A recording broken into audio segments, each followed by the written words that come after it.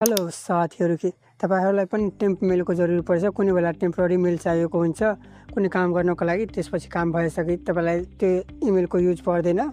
त आजको भिडियोमा रहेर म त्यही बताउन छु कि तपाई टेम्प मेल कसरी लिन सक्नुहुन्छ, त्यो पनि फ्रीमा। तपाईले केही गर्नु पर्दैन, फ्रीमा त्यो टेम्प मेल आइहाल्छ अनि जे काम हुन्छ त्यो गर्न सक्नुहुन्छ। अनि त्यो मेलमा सबै कुरा आउँछ, मेल तेल सबै आउँछ अनि कोडहरु पनि आउँछ। तपाईलाई कुनै बेला काम लाग्न सक्छ। त्यसको लागि त टेम्प मेलको लागि सबभन्दा पहिला तपाईलाई मेलको लागि क्रोम खोलिहाल्नु होला। अनि क्रोम खोलेपछि यहाँबाट सर्च गर्नु होला टेम्प मेल भनेर। यहाँ नामै हेर्न सक्नुहुन्छ। टेम्प सर्च गर्नुहुन्छ त आइहाल्छ।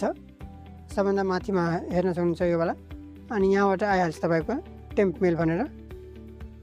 अनि यहाँबाट तपाईको टेम्पोररी एउटा इमेल एड दिइहाल्छ। अनि यहाँबाट तपाई कपी गरेर युज गर्न सक्नुहुन्छ। हेर्न सक्नुहुन्छ एउटा आइहालेको छ मलाई। यहाँबाट मैले कपी गरेँ अनि जहाँ मलाई युज गर्नुहुन्छ म त्यहाँ युज गर्न सक्छु। अनि त्यो सपोज यो मेलमा कोड सोड केही आयो भने तल हेर्न सक्नुहुन्छ, यहाँ इनबक्समा आइहाल्छ।